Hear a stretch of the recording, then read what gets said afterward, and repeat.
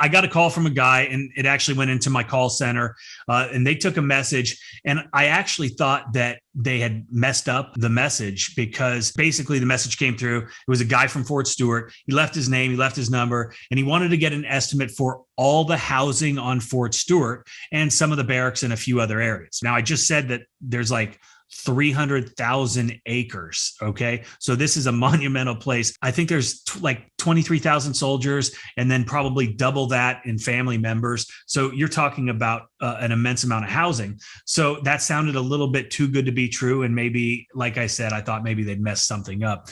So I called this guy back.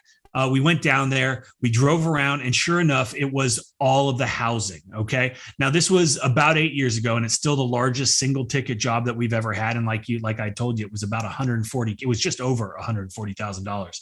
So one of the questions that I always ask to any prospective customer, regardless of the size of the job, is, how did you hear about us? And I do this because it's important as a business owner to understand where your lead flow is coming from, right? That way you can focus on the things that are actually working or generating leads. You can double down on those things. If it's ad spend, like if it's a PPC, then you can increase the frequency there, increase your ad spend. If it's email marketing or print marketing, you can increase your frequency there as well. Because without that data, without that knowledge of where the leads are coming from, then you're just flying blind, and flying blind leads to failure, or at least much lower profits. And that's why you need a tool like QuoteIQ to keep up with customers, send invoices, send estimates, and collect payments all for free. And we're actually giving away 2 MacBooks in March to subscribers of the app. So if you're interested in that, check it out. It'll be linked in the comment section and the description. How did they hear about you, Mike? I know you alluded to that earlier.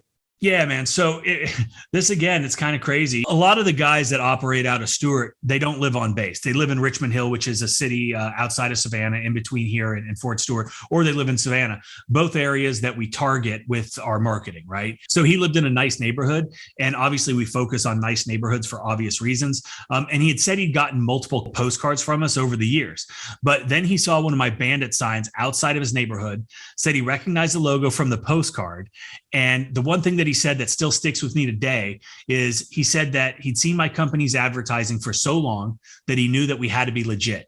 So he Googled us, he saw the reviews, then he went to the website, and that's how he got our phone number and gave us a call. Now, on a side note, I also asked him why he never called us to wash his house, right? If he'd been seeing it for years, at some point over that time frame, I would have assumed that he got his house washed. And he told me that he had a guy that already did it for him, and he'd been using him for years, and he did a good job, but he didn't bother to ask him about this job because he knew he couldn't handle it. And the reason that he didn't think he could handle it was because his truck was beat up and he looked like a bum. And he wasn't going to bring anyone like that onto the base, which I thought was strange that he'd allow him at the house, but not the base. But it's interesting because it shows that presentation is everything. And it doesn't just go in your marketing materials or your web presence, or how you're putting yourself out there. It's in everything. It's how the public views you. So presentation really is important in every aspect of your business. And this, what he told me, kind of just proves that point. Okay, so getting in front of the customer multiple times with flyers, postcards, and then ultimately him seeing a yard sign, him being able to recognize that brand from all the times you got in front of him, really speaks to the perseverance to this type of marketing, which we call boots on the ground marketing.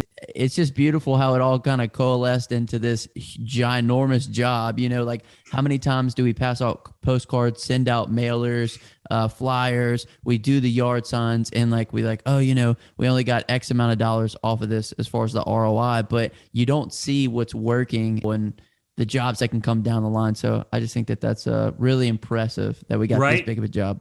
Yeah. And it's important to understand where those leads are coming from. Like I was talking about earlier, right? If you don't know, then you might stop doing it because you don't think there is an ROI, but you have to ask, or you don't know.